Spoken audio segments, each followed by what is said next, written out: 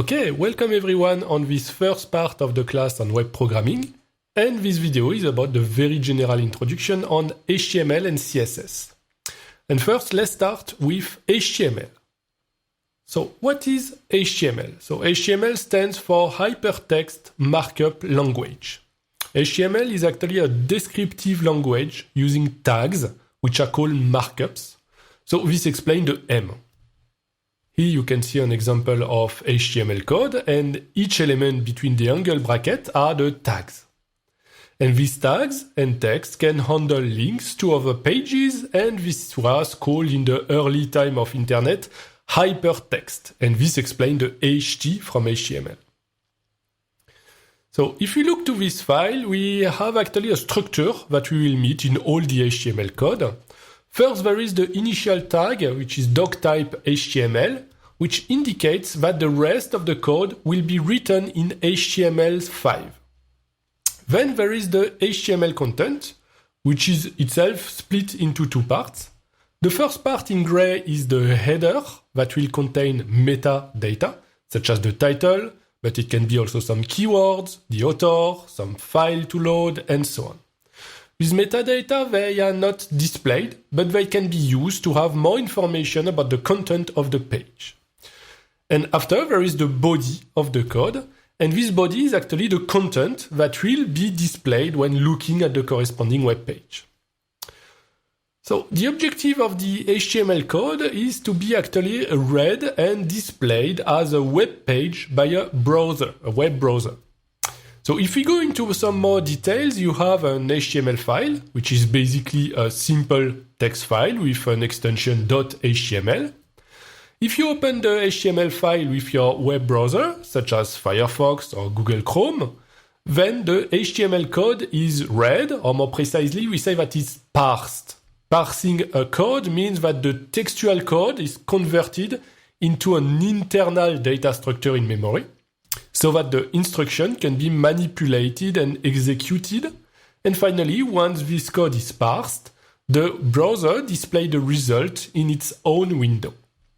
Somehow, as you are familiar with Python, opening your HTML file with your browser is kind of similar to running the Python interpreter over your Python code. It executes your code file. But HTML is very text-oriented and graphical by nature.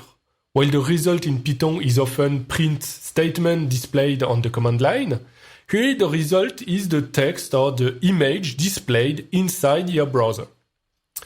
So the web browser does two things. It analyzes the HTML code, and it also plays the role of the window on which the result is displayed. Also, you have to take special care when you want to open your file. Basically, your system, your operating system, usually associates the HTML extension to be opened directly by your browser. Which means that in Windows or Mac or Linux, if you open your code file using the default software, it will be a web browser, and you will not see your code, but the result of its interpretation directly. So if you want to see and edit your code, you will need to ask specifically to open the file using a text editor, or to open a text editor first and load your HTML file in it.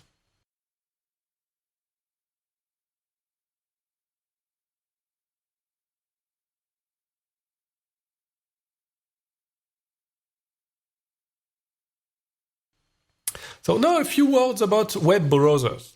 So they are softwares, and actually quite complex software that do a lot of things, without you noticed necessarily all of it. So in the previous case, I was mentioning an HTML file I have on my local drive. But web browsers, they are primarily thought to access data, or more generally resources, from the internet. Which means that when you type an address, they can actually communicate with distant servers using network protocols. And we are not going into the details of that, but basically your web browser has the ability to seamlessly ask and receive resources that are not necessarily on your local machine, but that needs to be accessed from the internet. And as a user, you don't necessarily see the difference actually. Also, we saw that the web browser is able to parse and render these resources. So the resources, they are commonly HTML file code, and we will also see CSS file code and JavaScript file code. But there is also all the media files, like images with all their different encodings, as well as videos and all their possible codecs. And the web browser finally displays all the results of the code file and these images and video into its own window. So the main web browsers, they are Mozilla Firefox and Google Chrome, or Chromium, which is an open source version. On Windows, there is also Edge, and on Mac, there is also Safari. So if you are on Mac or Windows, you are encouraged to do your web programming exercise with Firefox or Chrome, that have usually a better and more up-to-date respect for the standard than with Safari, for instance. And here is a short history of HTML. So HTML is highly related to the creation in 1990 of what we call initially the World Wide Web.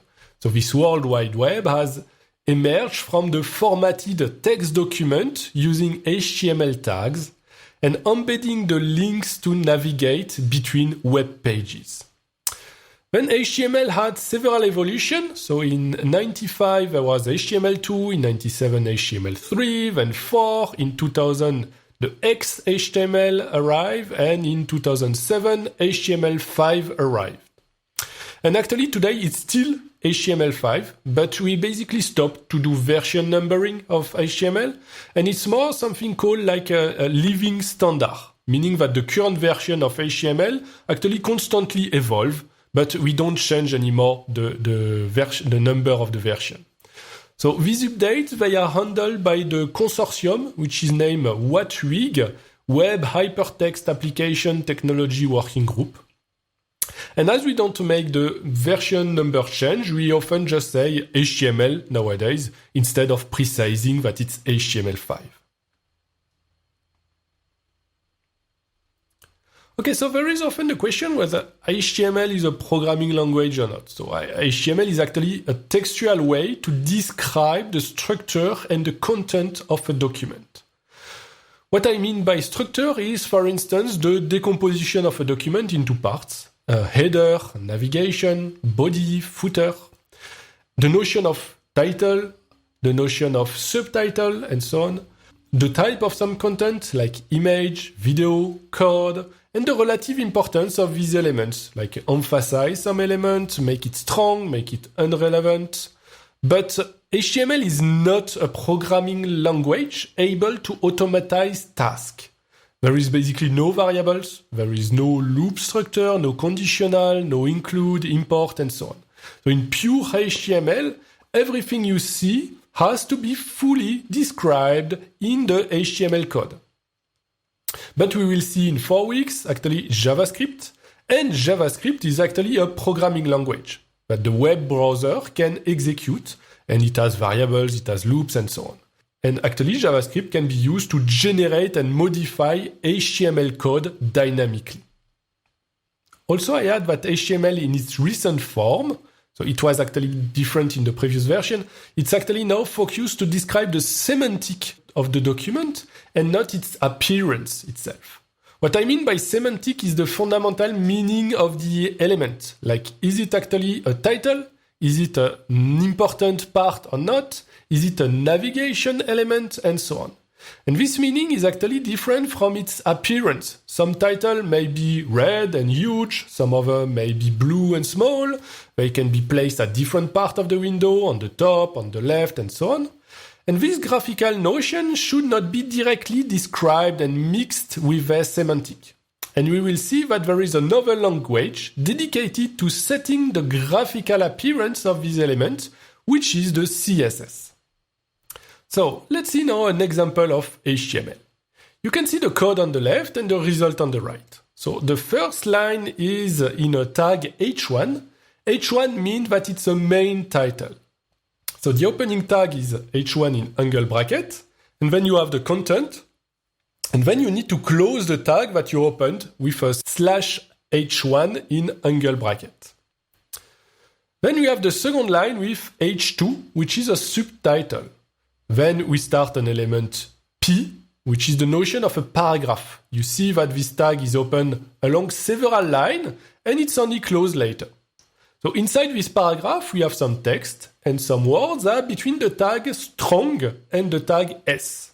So strong actually means that it's some important notion, and by default, the content appears in bold, while S means strike through.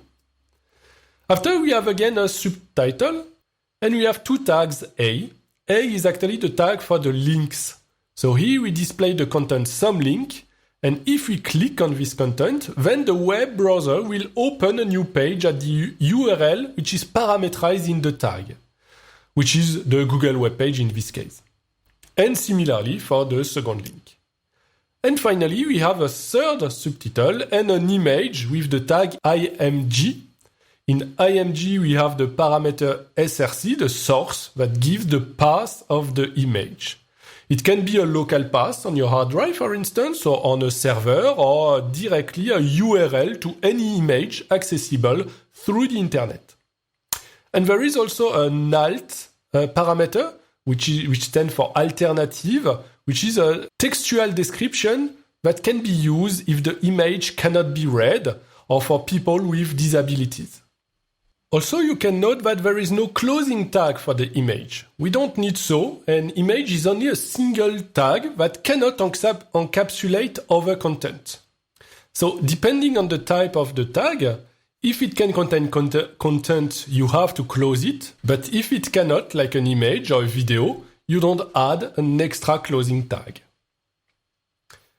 And you can see that all elements have a specific appearance by default. An H1 title is big, an H2 title is slightly less big, the standard text is even less big, the links appears in blue by default, and they are kind of violet once we clicked on them.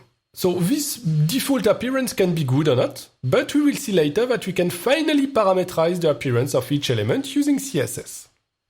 So you shouldn't spend too much attention into trying to get the best look from HTML default appearance. And in particular, you shouldn't modify your HTML code only to change the appearance or even the placement of elements. The HTML should only concentrate on the logic of the structure of your content. Also, we can note that HTML code is independent of line breaks and spaces. So this is a strong difference with Python. You can jump lines as you want, indent as you want, add extra spaces and so on, but your visual result at the end will be exactly the same. So everything is actually controlled by the tags and not by the indentation of the code. But of course, in some cases, you may want to add new line in your displayed result. For that, there is a tag br, and this will insert a line break in your displayed result. And if you look at the last line of code, you can even have a single line of code with a br tag inside that will be converted into two lines in the output. Okay, so now we are going to see some main HTML tag you will probably often use or see. And first, actually, there is a lot of HTML tag. If you want to see under the exhaustive list of possibilities with the documentation, you can always take a look at the Mozilla documentation, which is usually a good and up-to-date documentation. Of course, you don't have to learn all these tags, okay? So within the most often used tags, you will find the H1, H2, H3, 4, 5, 6, which are the title tag. H stands for header, H1 is the main type of title, H2 is a subtitle, H3 is a subtitle, and so on, and you can go up to 6 level. A is a very important tag that we saw already, so it's the link or hypertext tag, allowing to create a link to another web page. Then there is image, which is the tag allowing to import and display an image on the web page. Then you have the P tag, which means paragraph of text. Basically, if you have a long document with several paragraphs of text, you can group them as paragraph in your HTML. So it automatically adds a line break between paragraphs by default, but using CSS later, you can refine, of course, the behavior, like indenting the paragraph differently, and so on. Also, there is the list of elements. So for listing, you need first to define which type of listing between unordered and ordered. So unordered lists are typically bullet points, while ordered lists are enumerated, like 1, 2, 3, or A, B, C, and so on. So it works as follows. For an unordered list, you open the tag UL. Then for each element of the list, you add a LE, like list, tag. And you write your element and close the LE tag. And finally, when your listing is finished, you need to close the UL tag. And for ordered list, it's the same thing, except that you replace the UL with OL. And the nice thing about listing is that you can list them to have sublist, sublist, and so on. So you can list bullet points with ordered listing in any order. However, you can note that the syntax and the correct ordering of your tags can be actually tricky, like forgetting to close some listing tag, inverting a LE with a UL tag, and it's often a source of error that you can catch with a validator that we will see later. So as a general rule, and as I said previously, the good practice of HTML is to structure your document while using the appropriate tag depending on the logic of your elements and not based on their default appearance. And don't hesitate to check on the documentation. So the best technical and up-to-date documentation is the one from Mozilla, while the one from W3 Schools is often simpler to read when you discover a tag. And now a few words about the metadata. So there is also HTML tags that are not meant to display something on the web page, but they are here to add information about the document and serve as document metadata. This can be the title of the document, which is not necessarily the same than the H1 element which is displayed. Or the keywords, there is something called the fav icon for favorite icon, which is the small icon you see in your browser when you are visiting the page or when you save it as a favorite. You can also add description, like author names, the type of encoding, and so on. And as we saw, HTML has a section head before the body content, where these metadata are supposed to be. So metadata are not displayed visually, but they are typically analyzed and used by search engine to index your web page on internet. And clean and accurate metadata can help and improve automatic analysis of your web page. Also, the very first line of your HTML document is a special one that starts with angle bracket plus exclamation mark, and it indicates the norm of HTML you are using. So, doctype HTML indicates the start of an HTML5 document. It is simple and short, but previously it was longer for earlier versions. Sometimes you may still find on internet web pages with these two longer first line. They represent respectively a document in XHTML and in HTML4 that were the previous version in use a little bit more than 10 years ago. And here's a minimalistic template of HTML file you can use for your header, which follows the main good practice. So you declare an HTML5 document, you indicate the language of your content in the HTML element. Here it is English, so EN. Of course, you can still write part of your document in other languages. This is just a metadata indication. And then there is the header with two meta tags for metadata and a title element. So the title is not being displayed on the web page directly, but it's used by your web browser. It will use this element to name its window. And then there is the meta element with charset UTF-8, which is a little bit technical. So what is charset? Charset indicates how the text, really the characters of your code, are encoded in your file. Basically, a text file is nothing more than a binary file where some numerical values correspond to characters that are displayed by your text editor. When we are dealing only with ASCII text, which is the letter A to Z and the number 0 to 9, there is no problem of encoding. Everything follows the same convention, which is the ASCII table. Most of programming language like Python, Java, and so on will mostly only use ASCII character. But HTML is highly oriented toward text. And in different languages, we have different characters that are out of the table, of the ASCII table. So typically accent letter or non-Latin character. And as soon as we use these characters, things become more complex, as there is actually several conventions to encode these characters in memory. So in French, we sometimes see all our accent letters transform into some strange character. If we see that, it's caused by a mismatch between the way the file is encoded, which actually depends on the parameter of your text editor, and the way that the text file is actually interpreted. So for a long period of time, Linux and Windows, for instance, were using different conventions, which didn't help to have a consistent appearance. So nowadays, UTF-8 is quite a widely used standard. Your text editor, like Visual Studio Code, will probably save it in UTF-8 by default. And then you can indicate in your HTML file that all your content will be encoded with this encoding.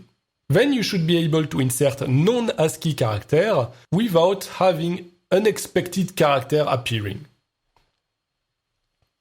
The other meta element is name equals viewport is actually telling your browser how to adapt its scaling of the web page when using a mobile or a tablet.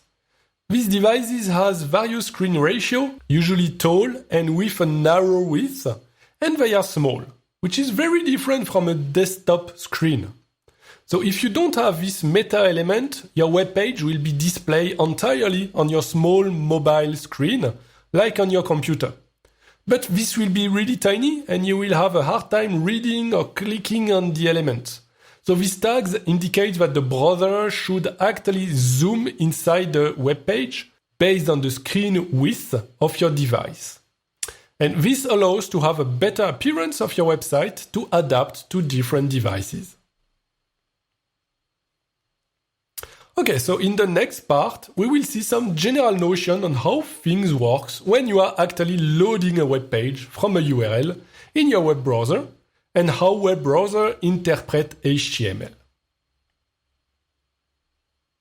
So first, what happens when you are visiting a website? Meaning that you enter an address in your web browser or click on a link. There is actually a communication that is set up between something called a client and a server. The client is basically your computer or smartphone that requests the resource from the given address. The server is a distant computer that hosts the data at the address corresponding to the one you indicated. So in the details, the communication between these two machines follows some more complex underlying procedures, as technically your computer can contact any server that is directly connected to internet. We will not see all the details because it would actually require an entire class dedicated to networks. But in short, usually the address you provide is a URL. And this URL is transformed into an IP address, which is basically a number. This IP address is used by routing protocols to find the correct computer that has this IP address. And this computer can be anywhere in the world. So the communication is not direct. Actually, all the messages are sent by little steps to dedicated device called router that reroute your message to another router to which it is connected. And so on until reaching the final destination. So your message in itself is also not necessarily only one single file that could be very big for a video, for instance. But it's split into some small messages called packets.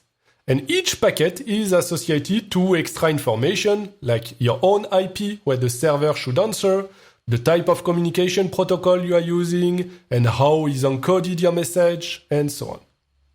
There is actually different protocol of communication, as communicating over internet doesn't necessarily have strong guarantees. Sometimes packets are not received, sometimes there is delay, packets can arrive in different orders. So communicating, for instance, with a server to browse on the internet doesn't use the same kind of protocol than reading a video stream, for instance, or to exchange large amount of data. In some cases, you really want to exchange multiple messages with the server to make sure that you receive all the data correctly, while in other cases, like during a stream, you will exchange less messages to save time, and it's okay if you miss some of the intermediate packets, you should still continue to accept the new ones. So in the case of website, we commonly use the HTTP protocol of communication, and it's why your URL usually starts with HTTP. You can sometimes meet the FTP protocol, which can be used to exchange data, for instance. When you load a web page in your web browser, you have to keep in mind that it takes several request and answer steps between your computer and the server. So first, usually you enter a URL to your web browser or click on a link. This URL is often an HTML file, or by default, if you just give a directory, it autocompletes with index.html. When doing that, your browser is actually sending a message to the target server saying that you are requesting the file, which is by default index.html. So the server receives the request and answers in sending this HTML file. So through the network, your web browser receives this HTML file and starts to parse it and display the result. But of course, you only receive the text file of the HTML code. So if you have images designated by the address, your browser don't have it in memory. So what happens is that while parsing the HTML code, every time the browser detects that it needs an extra image or video resource, it sends another request to the server, like send me this picture, send me this video, and so on. When the server answers back in sending the data of each of the files, when these data are received by your browser, and he displays them. Of course, images and videos are usually much bigger files than the HTML code itself. So it may take time before all the data are arrived, and this is why, especially when the connection speed is not high, you can see the text and some part of the web page appearing, while some images and video are still missing, and they appear later. So with respect to terminology, you may meet the notion of front-end. Front-end is everything related to what happens on the client side, like the HTML, the appearance of the web page, how you can interact with it, and so on. And there is the back-end, which is related to things happening on the server. For instance, it may be storage of elements, database, it can be scripts bringing some online services. So back-end is usually handled using different languages than in front-end. Front-end is limited to what the web browser is executing, while back-end is using more classical programming with a computer, but with security and accessibility concerns. And in this class, we will mostly see front-end programming, and we will have a brief introduction at the end in May on server programming. And finally, we can also encounter the notion of full-stack programming, which basically means that programming on the two sides, front-end and back-end. So errors in HTML are quite special actually. So first, there is many ways to do mistakes in HTML with these tags. Typically, we can forget to close the tags, we sometimes embed one tag into another one while the standard forbids it, like you should not embed a title tag within a paragraph, or there can be all types of typos. And something that is very special with HTML, and somehow also true for CSS and JavaScript, is that you can have wrong code that is executed and displayed correctly by your web browser. Usually in standard programming language, when you do a syntax error or forget something, your interpreter or compiler says it. It says this line is incorrect and it doesn't start. Web browsers, they are different. They try their best to be robust to errors and somehow correct them on their own to display something. Your browser will never say this HTML code file is wrong and I don't display anything. This error just doesn't exist. In the worst case, you will have a blank page if the browser really doesn't manage to display anything.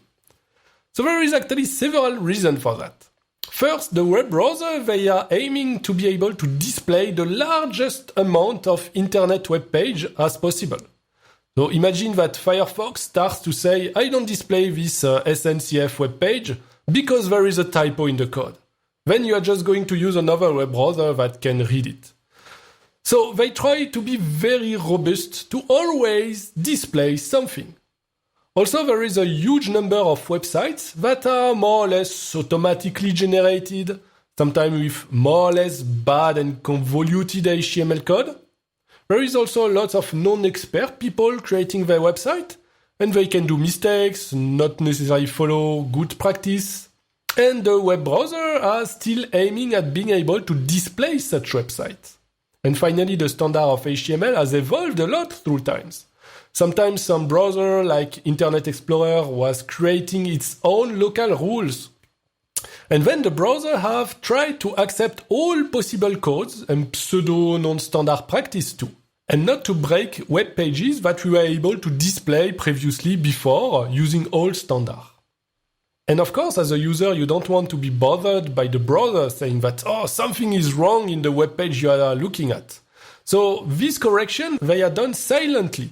And so at the end, you can think, oh, nice, I can write wrong code and it will still be good looking. But this is actually not so good and not so much a help for computer scientists. Because as wrong code do not follow any standard, then each browser may correct it in a different way. So basically your result can look good on one browser, but not on another one. Or it may look okay currently, and actually look different in the future due to some update of the browser. So as computer scientists, you should always check that your HTML is valid by external tools. And this requires actually a supplementary effort. You are also encouraged to test your website on different web browsers, at least Firefox and Chrome. And basically, every year I have students that do a project on their laptop that have a specific screen size, maybe with Safari. They carefully tune their appearance for their own computer, sometimes with incorrect code. And then when I watch it on my computer, all the elements are messed up because I may use another browser, another screen resolution, and so on.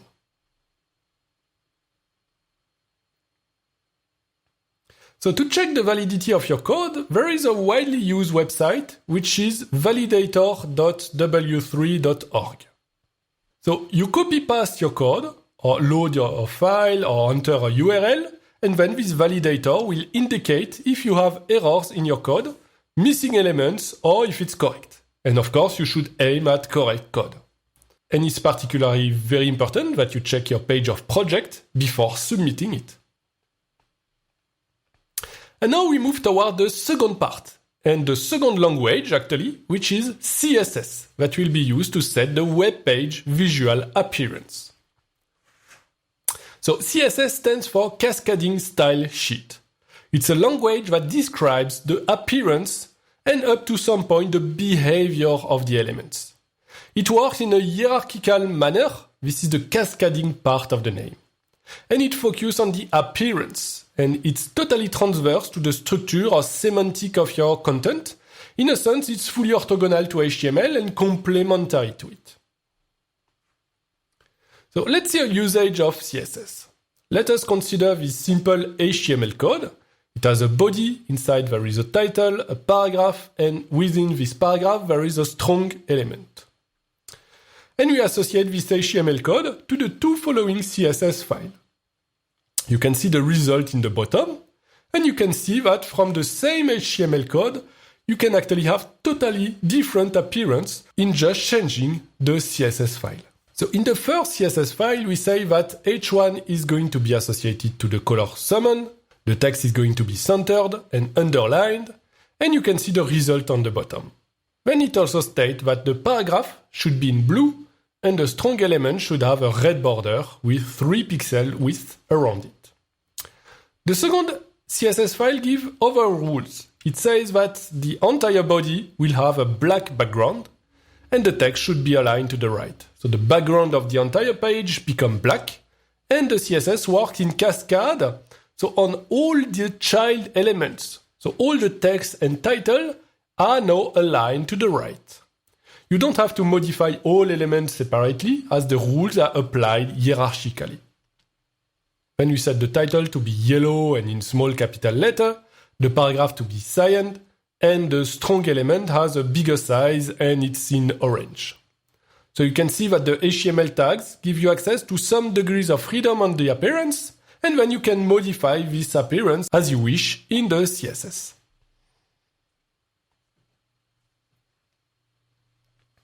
So we saw that we can associate a CSS code to HTML. So this is actually done in adding a line in the header of the HTML file, saying to read and use a CSS file.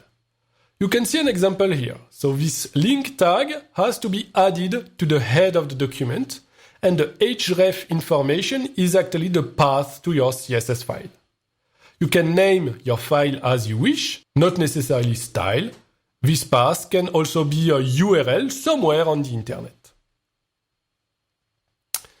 And you can associate several CSS files to the same HTML file. In this case, you just call multiple times the link markup with a different href path. Like that, you can split, for instance, how you handle the visual appearance of different elements and factorize some behavior in specific files. So in the CSS file, you always have the same structure with elements called a rule. So the first element is the selector. Like its name indicates it, it's a way to select on which HTML element your properties will be applied. So if you indicate h1, you will apply to all the tags h1. And if you indicate h2, then it will be applied to all the tags h2. Then there is a set of properties and value that indicates the type of modification you will apply on the elements that are selected. Of course, in several situations, you may not want to select all standard elements, like h1, a, and so on, but only a subset of them. And there is several ways to refine this selection, in saying, for instance, that you will select some specific hierarchy, or name some elements using classes and unique identifier. I won't detail all of these methods here, and you will see actually them through the lab class. And here is some documentation reference on the possible properties you can modify in CSS. There is a very large number of properties, and of course you are not expected to learn them. You will mainly use a few subsets of them most of the time. So the next part explains how each HTML element is disposed on the screen, and it follows a notion called boxing model. Understanding this model is actually fundamental to use correctly CSS. Basically, each element of an HTML description displayed on a window has a box model attached to it. This box is a rectangle with some dimension, margin, border, and this box is supposed to wrap its content, and it's used to compute the relative position between elements. In this box, you have its content. It can be the text, or it can be the image or the video, and it can be child boxes element, as HTML elements are hierarchical. So the width and height parameter of this box refers to the width and height of its content.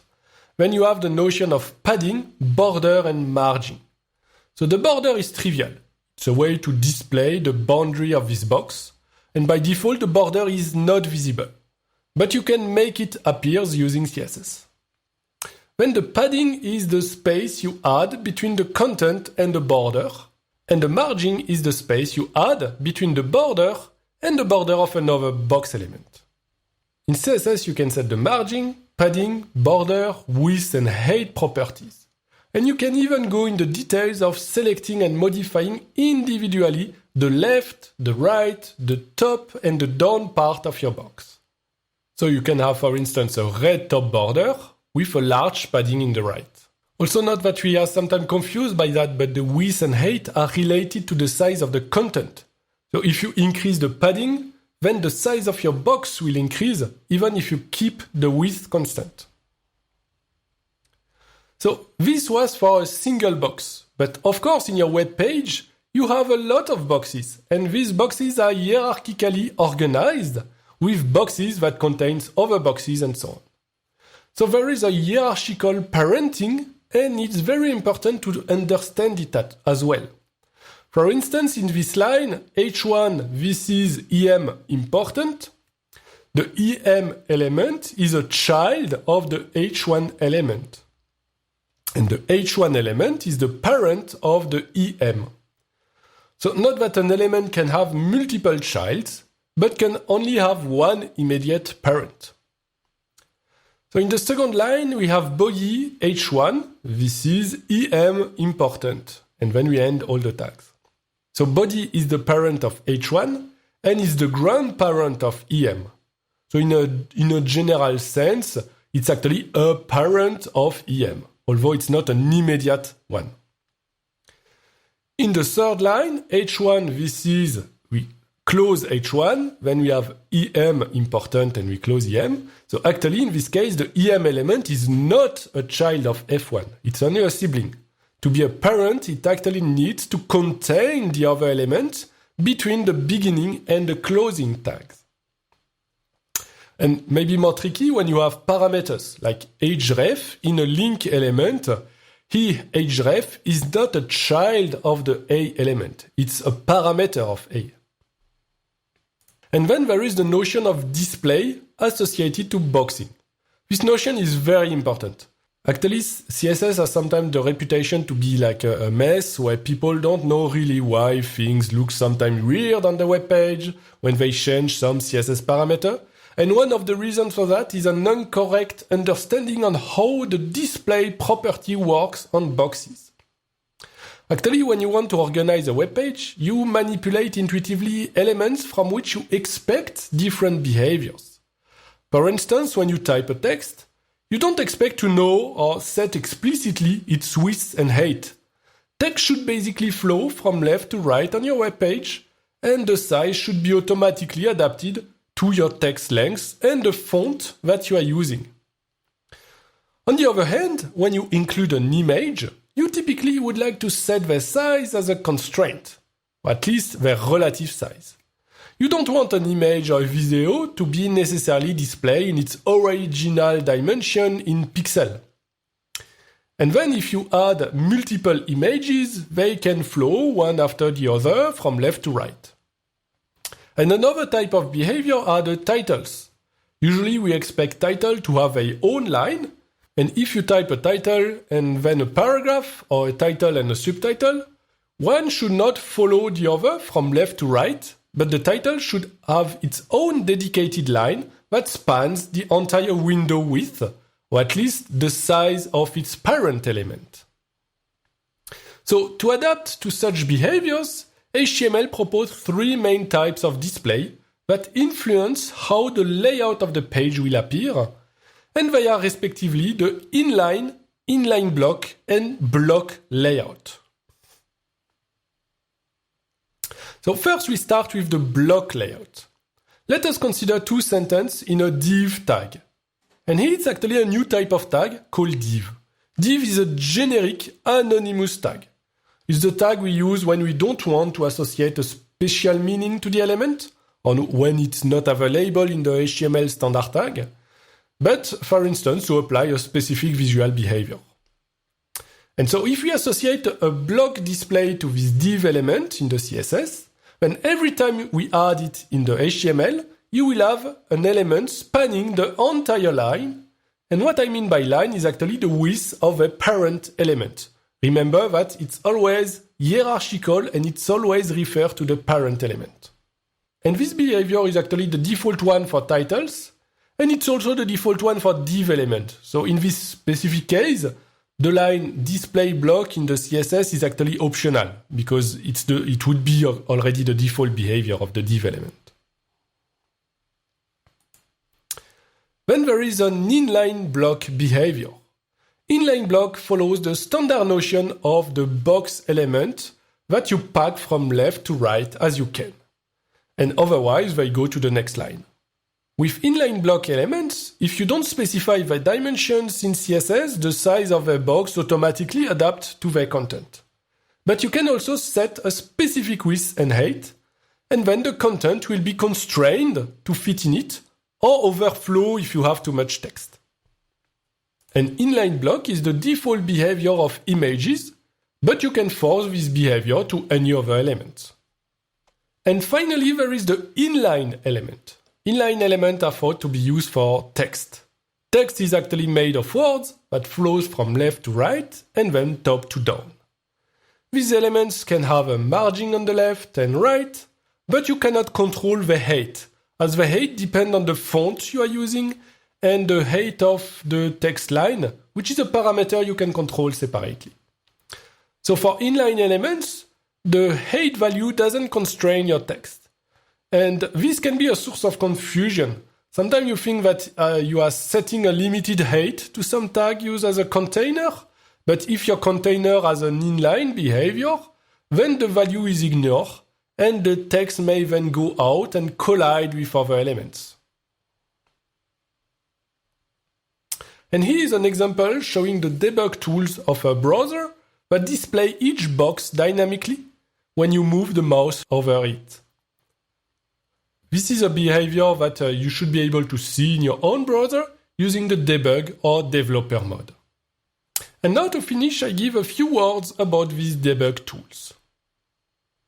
So HTML and CSS are languages that are naturally open source. As you can see the source code of any page. So don't hesitate to actually look and check the source code of the websites. To see it, you can normally add view source before the URL in the address bar. Or usually you can access it graphically with a right click, then select view page source, or using the menus depending on your web browser. So web browser, they have embedded debugging tools, usually called developer mode. In Firefox and Chrome, you can access them with the key F12. And you are highly encouraged to spend some time on this debug mode, also to better understand the structure of the web page. It displays the HTML element in a hierarchical way, and you can see the CSS rules applied to each element and its associated box. So it can be very useful to help you debug your own web page, or to learn and discover how other web pages are done. Note that there is lots of other options, including a command line that will be useful later when we will code with JavaScript. But in a first time, the look at the HTML and CSS will be enough.